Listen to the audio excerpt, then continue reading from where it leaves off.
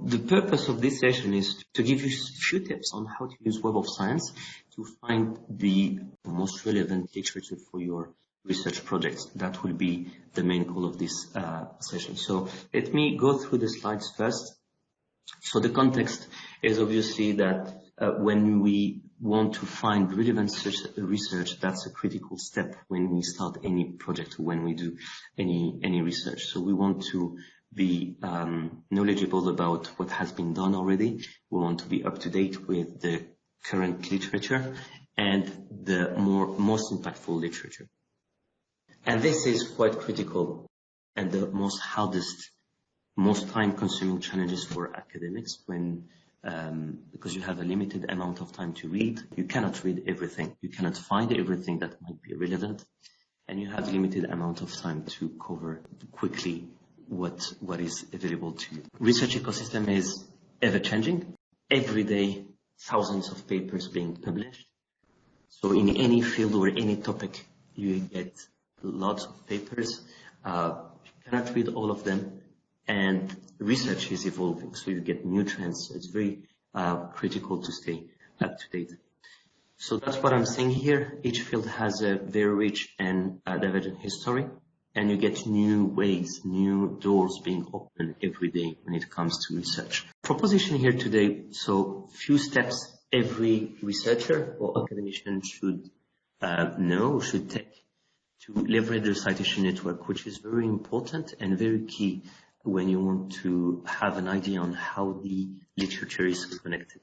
So you have the ability to perform a comprehensive search queries in the Web of Science, and then instead of only limiting your search by keywords, you could use the citations, the references, to explore the literature.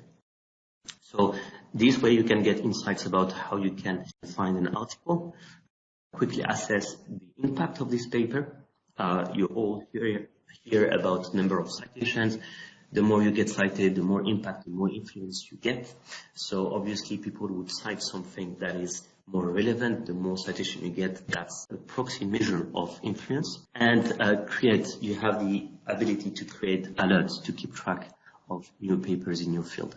That's quite interesting. You basically ask Web of Science to keep searching for you. You do your search, you save it, you create alerts. And each time a new paper is matching your search, then you get a notification by email and say, okay, there is a new paper that is talking about the topic that you are interested in. So then you just turn Web of Science into a research assistant. And that's very key to keep track of new papers. As I said at the beginning, every day new papers being published. We don't read every day. We have so many stuff that we do, teaching, doing research, writing, publishing. So we don't only read. That's the point. So you need to have something in place that helps you to stay alert about what you're doing. We'll go through 5 steps, and I'll go through them in the demo later on. Choose the right database for your search. That's quite basic, but I think that's key. Web of Science is not only one database. The search results will depend on the database you've chosen to do your search. So if you're interested in, let's say, patents, you would look into patent data. If you're interested in science or in specific field, let's say medical, you would go into maybe Medline, or you're interested in the Korean, the literature in Korean or in Chinese or in Arabic, right? So you do have different databases that you can explore, all right? If you're interested in social sciences, then you would keep only social sciences. If you're interested in conference proceedings or in books. So that's one key step. What do I want to find? There's also the data citation index, which is quite interesting. You want to find papers that have made available their data sets, and that data sets that have been cited by other researchers, and you want to explore those data sets. You're not interested in finding papers only. So that's the first step. The first question that everyone should ask themselves is, what am I looking for? The keyword search, I think that's the most used search query in any search engine. You type keywords, you click search, you hit search, and you expect results, right? I'll show you that you can do other search queries You can conduct other search queries, such as searching by institution, searching by country, searching by author. It's not only typing keywords and I want to find papers that mention those keywords. Nevertheless, the keyword search is very important because that's what you mainly do. You conduct research on a specific topic. You search on topic A, B, C, and you want to search all the papers that mention A, B, C. You can conduct more advanced search queries, such as you say, I want to search all the papers that talk about ABC, but not this particular topic, or not in this field, or not in this country, or not in this particular year. Or I want to combine this topic. Most of the time when I visit universities or research institutions and I ask for examples, some people would mainly give me like almost topics that could be assimilated as fields, very large, like wide topics. And then that's what I'm saying here. When you want to master the keyword search, you want to be precise, but not too much. You don't want to be too strict, but not too large in your search. Filter your results and analyze for trends. I'll speak about that in a moment. So that's what I said. You're going to put some keywords, you get some results, and then you want to filter because you always have most, right? And you want to analyze the trends as well. Explore the citation network. I mentioned that already in the introduction of this session. One basic way of finding literature or papers is to put keywords, but then you can explore the network of the papers by looking at who is citing who, or which paper is cited by other papers. And finally, as I said, you want to save your search and set up alerts. Each time a new paper is being published and made available in the Web of Science, you get an alert. All right. So let me go through quickly each point, although I've done that already in the introduction. That's what I said here. You get access to so much information. We're not in the 50s or in the 60s or even before internet. You go to the National Library or the library in your university or the library in your city, and you have a limited amount of resources. Here you have access to so much databases, data repositories, and search engine. So it's very difficult. It can be very difficult for everyone to navigate all these sources.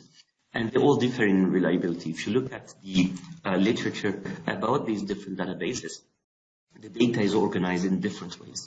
It might not all be relevant. One quick example I can give you, although I might be a bit difficult, but let's say, and if anyone can write something, but then you lack this quality. Sometimes you would see someone posting something in pure nonsense because it hasn't been reviewed by peers and there is no standard of quality and so on.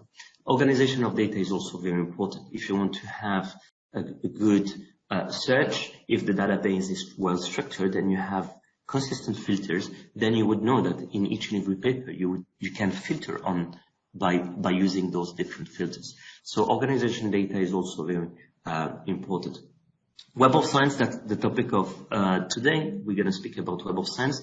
One key difference with other platforms is that we publish in neutral. So Clarivate Analytics is not a publisher. What you find in the Web of Science has been published in a journal, all right, by a publisher. The publisher submitted the journal for indexation in the Web of Science, and then we apply a journal selection process, which is very strict, the most strict journal selection process. We look at 28 points of evaluation, quality and impact. So this is carefully curated by our team of expert editors who would decide if this journal is indexed or not. So that's basically the key difference of Web of Science compared to other platforms. So core collection, we're going to speak a lot about core collection, but you do have access to other databases in the Web of Science as well. So here, this database includes only journals as well as books and conference proceedings that have met our rigorous quality and impact criteria. For books and conference proceedings, we look at the quality. For journals, it's quality and impact. Billions of cited references. So in the presentation, you'd have a link to the coverage, which is publicly available. When you access the Web of Science, you have access to a list of databases. And each database, you would have a description of the coverage, the history, and the content. All right, so that's what I mentioned at the beginning: Chinese citation database, data citation index, CABI, Biosys, Medline, and so on. For the keyword search, when I say master the keyword search, the keywords shouldn't be too inclusive, all right? That's what I say when people, they give me like, or researchers, they would put some keywords, which is basically the whole field. But you don't want to be too limiting as well, because you might miss some important and critical literature or relevant literature. The key phrase in this slide is basically that you're going to try many times until you find a good combination of words or a good search query as you become more familiar with the research field. So you're working on a certain project, you're working on a certain topic. The more you read or the more you do the search and you find papers, you say, okay, this is relevant. All right. And those authors, they also mention those keywords that can be interesting, or this is not relevant and I don't want to use this. All right. So that's something you need to keep doing until you get a good search query. There is a guide that is available. Again, in the presentation, you would have access to this link where we have a guide on search tips. And there's also a quick reference guide that can help you to search the literature in the Web of Science. All right, so that's an example, a screenshot from Web of Science. I was doing research on collaboration and network and author. So if I just type collaboration of author or author collaboration or network, I would get lots of papers, obviously. But here what I wanted to look at is collaboration and at the same time network or collaboration and authors, right? So you distribute collaboration with network and collaboration and author. I use the star quite often to get all the words that start with this root. For example, collaboration, collaborating, collaborator, all right? Network, networks, networking, author with author, authors, authorship. So you would have all these words that would be included if I search with these keywords, right? I'm doing a basic search here, and in topic, I'm using topic. When we say topic, it's basically finding all the papers that mention these words, either in the title, abstract, or keywords of the paper. So either in the title, or the abstract, or the keywords in the papers.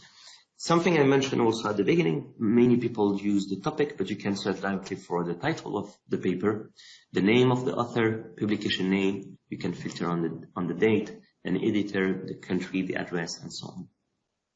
Okay. Once you do a search, you're going to get lots of papers. You see here, right? 73,000 papers. There is no way I can read all these papers. If I read 5 papers per week, let's say 1 paper per day, that's, let's say 250 per year, I would need several lives to read all of these. The point here is that there's a lot of noise in all of this, all right? So here you see different fields, environment, mechanical, this is operational research. So these are the names of the journals. So I can see already there are lots of papers that might not be relevant because this is not my field. My field is more science studies, right? Or maybe social studies, or maybe mathematics. If I want to modelize the networks of the authors, right? So all depends on my perspective. What is that I'm interested in when I study the collaboration, the networks of authors, right? So how do you do that? You would use the filters. On the left-hand side, you do have access to lots of filters. You can start sorting by time cited. By default, the papers are sorted by date, the most recent paper in the top. Okay. But here you would have, so here you would have the filters on the left-hand side. If I want to filter on Web of Science categories, if I want to perform some analysis on institutions, if I want to look at my country, let's say I'm based in Kuwait or in one of the Gulf countries, and I'm interested in who has done research on this topic, who is also based in one of the countries that I'm based in, or that I want to collaborate with. I want to look at who the main authors are, the most productive authors by number of papers. Who is funding this research? one key question that researchers are asking themselves is where can I get some money? Where can I raise some funding? So one quick answer would be, let's have a look at who has funded already or similar projects. So based on the funding acknowledgement, I would know that those funding agencies, they already participated in the funding of projects related to my work. Journals, when people ask us which journals are indexed in the Web of Science core collection, which journals have an impact factor, I could filter on this. If I'm interested in open access as well, or books, which books have published papers talking about my topic or my project. And conferences. Is there any conference that has published papers that are indexed in the Web of Science? I can attend to present my work, all right? Or I can just attend to learn and meet new people and see what people are doing. Explore the citation network. Any paper would have a citation network. So this is from a paper, has been cited 91 times and has 141 references. Based on one paper, if I have access to one paper, something that we tend to forget is to have a quick look at what the authors have cited. So when you find a paper that is relevant, that's already a good step, right? That's already something good. So you have a look at the authors, they have made references to other papers. These papers, they might also be relevant to what you're doing, okay? And this paper has been cited 91 times, which means that this paper got some impact or some influence. It has been reused as basis of other projects. So with one paper here, if you do the math, I will have 1 plus 91 plus 141, that's 233, right? 1 plus 91 plus 141. With one paper only, I get 233 papers that are all connected because they're citing, one paper is citing 141 papers and 91 papers are citing this particular paper. Okay, so that's what we say here. So you can pay attention to the number of times a paper is cited, so you can have a quick understanding of the impact of or the influence of that particular project or paper. Okay. Obviously, a paper can cite only what has been published before the paper, and citations are received from papers that have been published after the paper has been published. All right, so you can see how research has been progressing over time. So let's say you have a paper, they have cited papers early 2020, 2019, and so on, right? If I publish a paper today in August 2020, maybe I will receive some citations from papers being published after August 2020. Okay, and we can see how the topic has evolved over time. Okay, so that's what I'm saying here. Evolution of research backward in time and also forward, and you can view the related references. That's the last part, which basically would tell you this paper has cited 141 other papers, right? If I read the paper, I would see the list of references, 141. The question I can ask Web of Science, find me what we call related records. Related records would be other papers, obviously, that have cited some of these 141 references. And the logic here is that's what we call co-citation. If two papers are citing the same paper, at least one paper, then those papers are related because they use the same literature.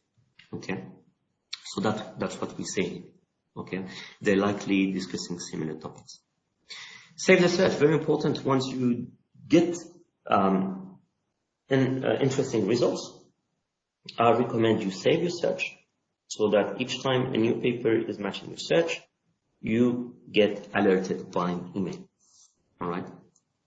So you can always return to your search query anytime and stay up to date about the new papers, including new search results.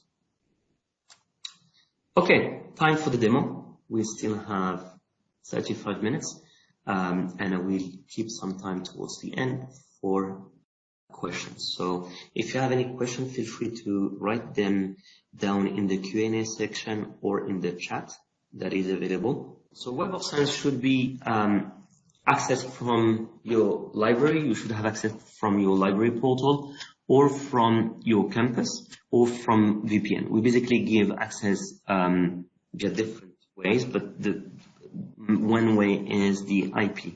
So from your institution, we have the list of internet addresses. So if you connect from your library portal, library website, or from the campus, or via VPN, you will be able to access Web of Science. If you struggle, I recommend you contact your librarian. They should be able to help. All right. So as I said, you land. This is the landing page of the Web of Science. I recommend you create an account. I already have one.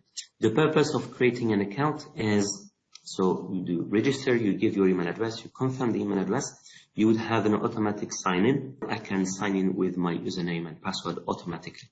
That's actually basically what I'm always using, but for the sake of demo, I wanted to show you this option. I can save my search and access history. I can create alerts, and I can add references to my Endnote library online. And I can select a preferred starting database. My preferred, and with the same username and password, I would be able to use those resources if I have a subscription. So Endnote Online, Publons, Copernio, Master Journalist, these are all free. All right.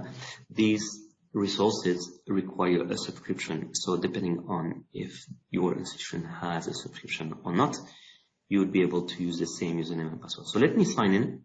All right. So I have my username and password already saved. Can keep me sign in. Right. So now I'm connected as Jamal. So anything that I do in Web of Science, I can save it and create alerts and so on. You remember at the beginning, first step is select the database. So you do have access to several databases. As I said, your access might be different because this list of databases depends on the subscription of your institution, the content and the history. So you could have access to Web of Science core collection. I have access to 1900. You might have access to a limited period of time. So if I do a search, I have access to everything. If you do the same search, you might have different results because you do have different access.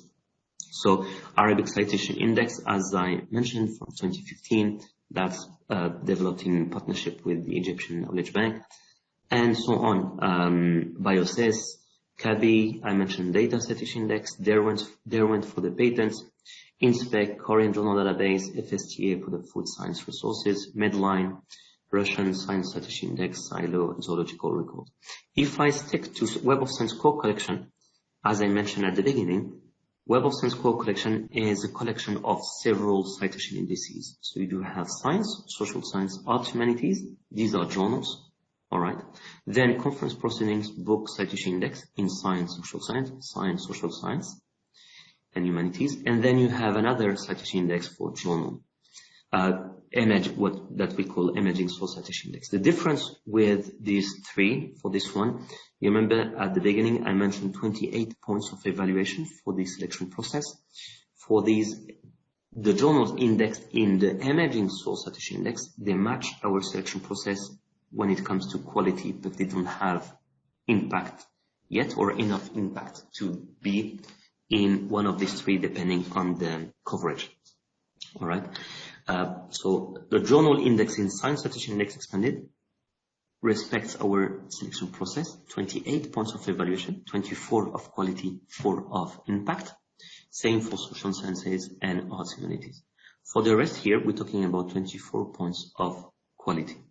All right.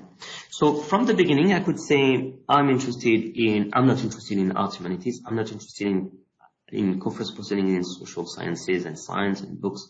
I'm interested only in journals, right?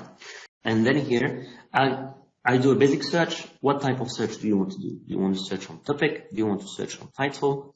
On the address, if I type in Kuwait, Dubai, if I type in Paris or anything, I would find all the papers with at least one author based in the address that I mentioned. I can search by institution. As I mentioned, this is quite interesting. Organization enhanced. All right. So here is an example, Cornell University, or I can search on IBM, or I want to have a look at what Facebook is doing in terms of research, or Amazon, or Microsoft, or like big corporates. I can have a look at that and what did they publish. I can do an author search here, author search beta, or author search in here, cited reference search, or advanced search. When it comes to topic, so this is where you put the combination of keywords. So I could say something relevant, I think, for everyone these days. Any paper that is talking about coronavirus or COVID-19 or COVID-19, okay? Or I could do a search on coronavirus. So here, all the papers that contain these keywords, either in the title, abstract, or in the keywords, okay?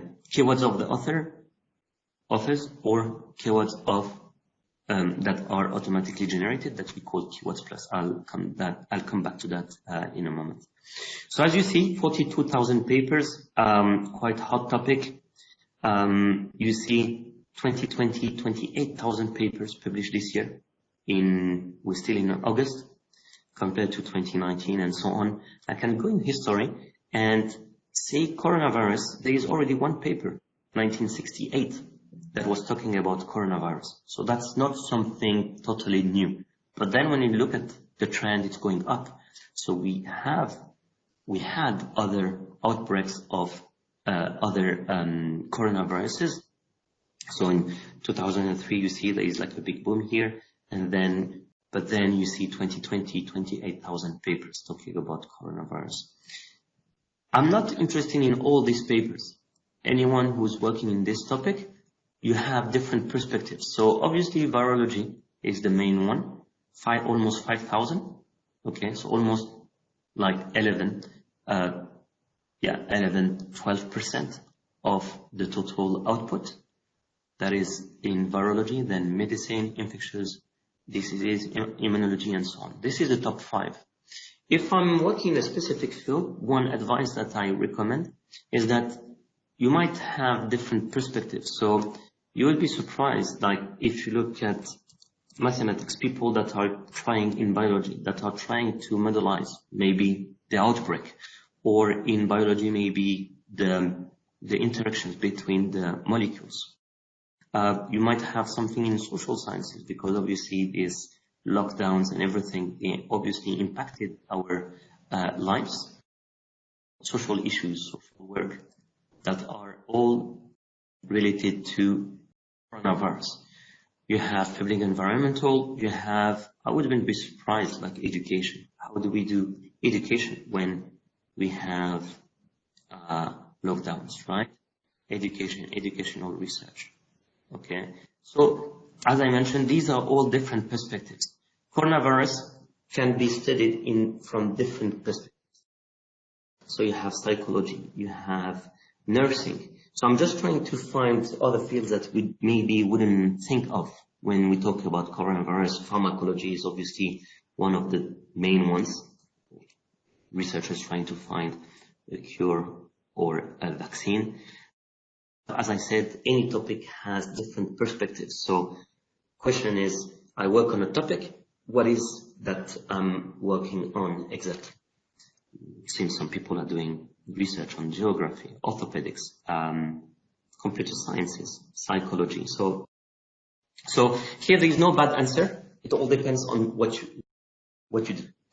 The point here is that these 49,000 papers, or let's say 50,000 papers, they not all relevant. That's my point. That's what I'm saying here. You need to try to filter to keep what's most relevant. 732, if I have 4 or 5 years, I can read all of them.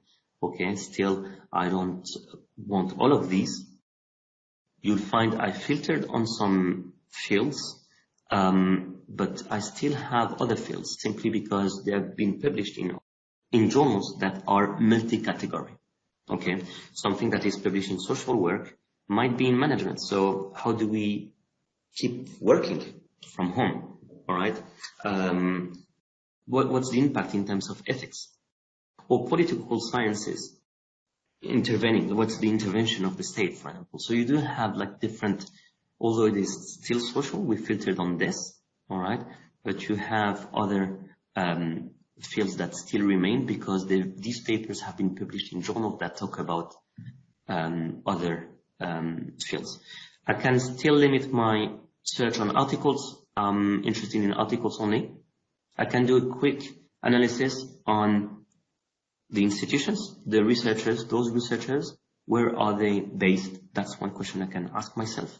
Okay. Funding, the question of the funding. These people, they got funding from where exactly? Authors, the most productive authors. So Lee, SA, 4 papers.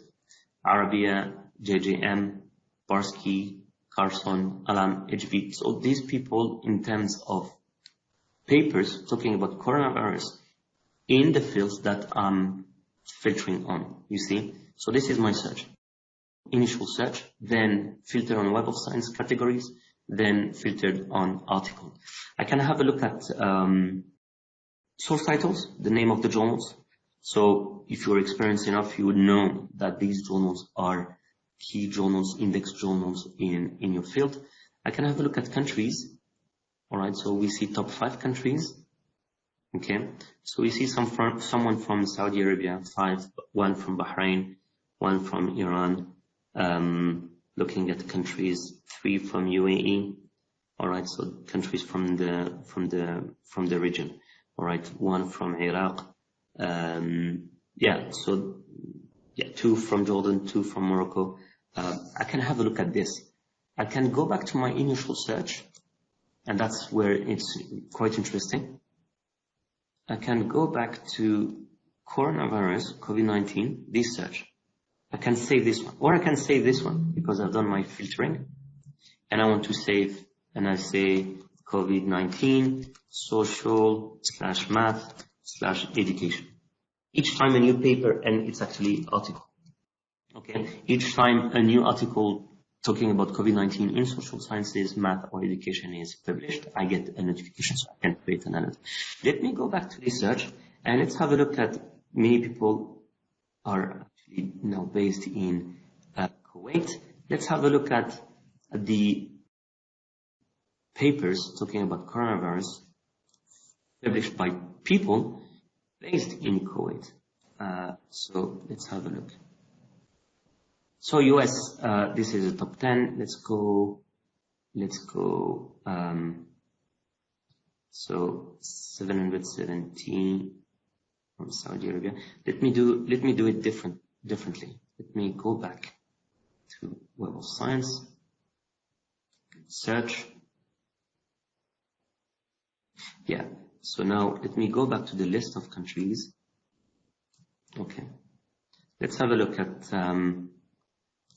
for the whole Kuwait. So 36 papers talking about coronavirus or COVID-19 or COVID-19 have at least one author from Kuwait. I can have a look at that. Let me filter on this. If this is my topic, I would start with what is being done from my country.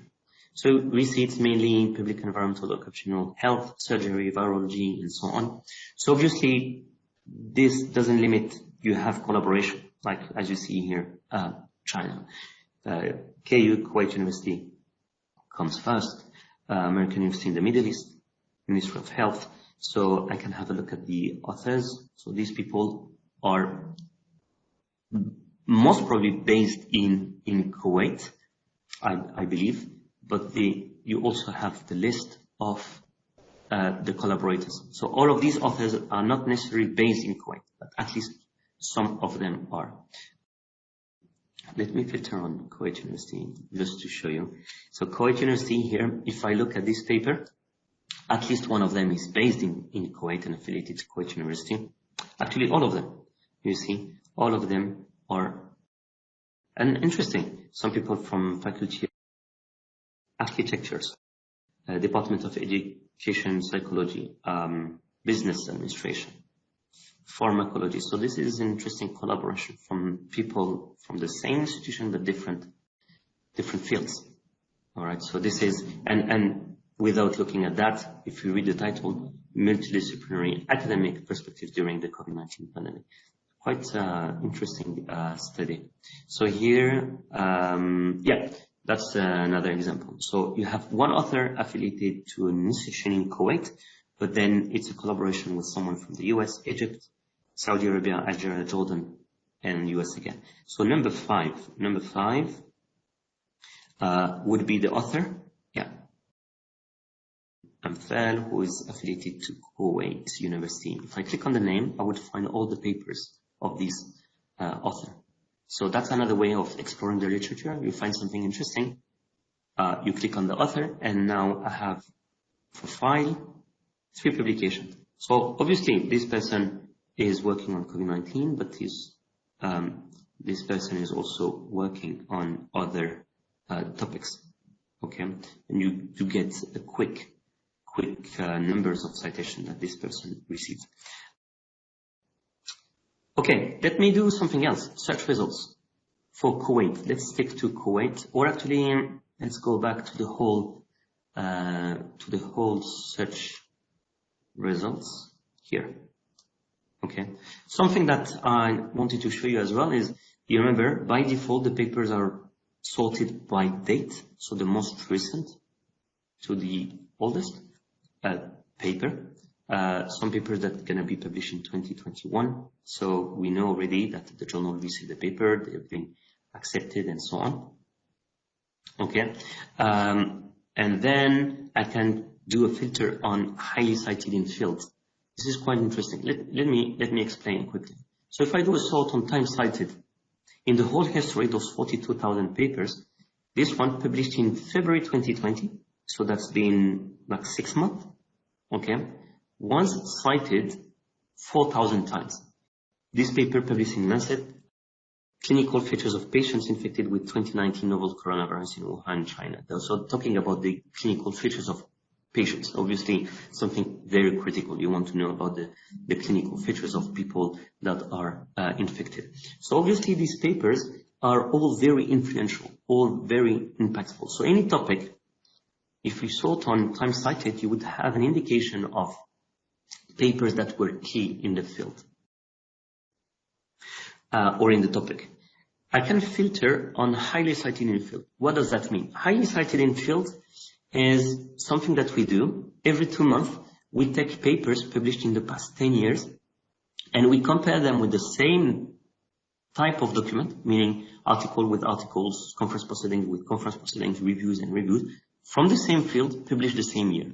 So this paper, if I compare this paper, this is an article published in 2020 and it's a paper published in clinical medicine. If I take all the papers published in clinical medicine in 2020, this paper received enough citation as of March, April to be in the top 1%. So you compare papers from the same field, same year, same document type. And this is a quite rich filter because from 48 of 50,000 papers, we are down to 286. So those papers were influential, very influential in a very short period of time, all right, compared to other papers in the same field. Let's have a look at this paper. If I look at this paper, here the citation network, all right, so here you'll find 4,000. As I mentioned in my presentation, I can explore the citation network. So these people, they have cited 37 papers. Let's start with the 37, okay? They made references to all the papers. All right, papers published, as you can see, in 2018, and so on. So there was no COVID-19 yet. So they make reference to other coronavirus, like Middle East coronavirus we had here in the region at some point of time, 2013 and 2014. Okay, so they made references to quite few studies, 37. Okay, so I can explore and so on from paper to paper, but I can also have a look at those 4,000. They got some impact, right? They got cited 4,092 times in the Web of Science core collection. And again, here you will see a breakdown. in biosys, in Chinese, in Russian, different databases. Okay, and then that's how you would explore the citation network, by looking at the citation and references. And there is one more thing that I mentioned in the beginning, the related recalls. This paper is making references, or has made references to 37 papers. I can ask Web of Science, is there any other paper that is citing some of these 37? And the answer is always yes, and it's always a lot. 11,000 papers have cited at least one of these 37 papers. So here you can see this is the most relevant paper because so it's a different study, as you can see. All right, published later in April 2020. These people, they have made 22 references. Out of these 22 references, 14 are cited in both papers. So I can ask Web of Science, can you show me those 14 papers that are cited in both papers? And now you have 14 shared references. So these papers can be very relevant to what you're doing. So you look at what is commonly cited by researchers. Okay. All right. So that's how you explore the citation network. Obviously, you want to, if this is an interesting paper, you want to read the paper, you want to have access to the full text. So there's several ways. So since this is an open access paper, so I can free full text from the publisher. I can access the free full text from the publisher, or I can look up full text from Google Scholar. I can do both ways if I want. And there is also an extension which is quite interesting. It's called Copernio. So you see it's installed in my browser here, and you have access to the link in the top, Copernio. Copernio is browser extension available in Chrome, Firefox, and Opera. Copernio will try to find the PDF version of the paper. Okay. So let me show you. It was here. If I refresh this page, you'll see Copernio is trying to find the full text, and now it's found from the publisher. If I click on View PDF, it will load the PDF, and that's the full text. From here, that's the full text that I can read. I can download the PDF, I can share it with someone, I can export to Endnote, Mendeley, Zotero, and so on. Okay, or I can push to my Endnote online account. We're going to speak about that on Thursday. So, and that's also from the Lancet. You see, PDF, that's the PDF directly from the Lancet. So this is quite handy when it comes to finding the PDFs or the full text. All right. So we spoke about selecting the database, mastering the keyword search, filtering, and then the citation network. Okay, and then also related records. All right. In here, these authors, they didn't give any keywords, otherwise it have been available here. Author keywords, it's not available, but you do have what we call keywords plus. Keywords plus, those keywords are generated automatically, so we have an algorithm based on what these people cite. We would or assign some keywords to this paper. Okay. Something that you can do in the Web of Science is obviously searching by organization enhanced. So by institution, if you want to start with your institution. Okay. So if I search for Kuwait, we do have some institutions that are already unified. Kuwait University, for example. What do we mean by unified? Unified meaning we allocate a unique name, but when you read the paper, you would find those different variants. So instead of searching on Kuwait Unif Kuwait, FAC, SCI, and so on, I can search directly on Kuwait University to find all the papers. Okay. And then here I can do a quick analysis if I want. So here I can tell you in the whole history, 17,000 papers, around 700 papers per year, let's say, and it's growing. 47 highly cited papers in field, mainly active in medicine, EEE, and so on. I can see the list of authors, so mainly articles out of 17,000, 14,000 papers. The collaborators, So these are institutions in Kuwait, but also some institutions outside Kuwait.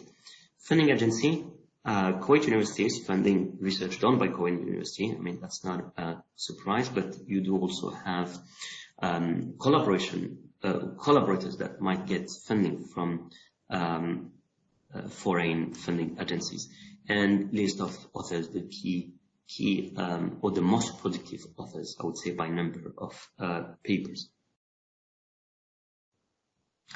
Okay, Abdullah is asking, why are the funding agencies a relevant filter? I would say it's a relevant information for the analysis, but I would need to know who's funding just to have just like a landscape analysis. So let's say you look at a certain topic, and as a researcher, if I want to raise some funding, or if I need some funding, I would need to know who has funded already similar works. That's how I would use the filters for analysis. I wouldn't use the filter as something that I would use to filter out papers. I would look at, actually funding agencies do that. They would look at the projects they have funded, number of papers. They would look at the impact, and they would compare with projects funded by other funding agencies. I think that's mainly what decision makers or policy makers would do. But as a researcher, I think it's rich information to know who has funded similar projects or projects on similar topic. That's how I see it as a researcher.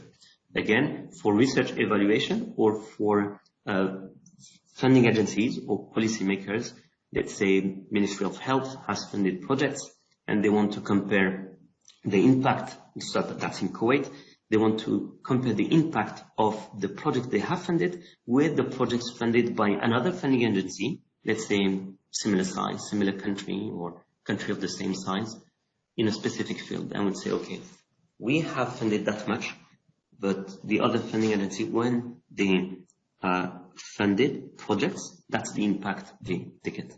Abdullah is asking, how can I get access to the 91 papers? So I've shown that during the demonstration. You go to the Citation network and you click on the number of paper. Okay, Dina is asking, I have issues with our library website. In this case, I cannot really help. Best people would be either your IT department or the librarian. They would guide you on how you can access. Okay, Anwar is asking, what is difference between bibliography and reference? So you make a reference, so you write a paper and you say, this author in 2015 has said, so you made a reference, right? Bibliography would be your list of references. Okay, is Endnote free? So good question. We'll speak about that in more details on Thursday. There's a session on Endnote. You have several versions of Endnote. You have Endnote Basic, which is free, Endnote Online, which comes as free premium version of Endnote Basic when you have access to Web of Science. And then you have Endnote Desktop. Endnote Desktop comes with a license. It's a software that you need to install, and you need a key, basically a license to install it. And that comes with a cost. Endnote Online is free, and Endnote Basic is free as well. The user account is free, yes, on Web of Science. When you create an account in Web of Science, you access Web of Science first, all right? That is provided by your institution. The institution has subscribed to Web of Science, and you access it for free from library, from campus, from VPN, okay? Different ways of accessing Web of Science. And then you create a free account to access Web of Science from anywhere. Yeah, so Ali is asking, where can I see the recorded session? I will share with you the recording. That will be on YouTube. The registration link to the site. There is no registration link. You need to access Web of Science first, and then go to the top and click register. So the first step is you need to access Web of Science. The question from Ahmed is, and then we have subscription to some databases, why don't we have access to all the papers, even if they are in the same year? Some of the papers are accessible and others need to pay for them based on what you classify the paper.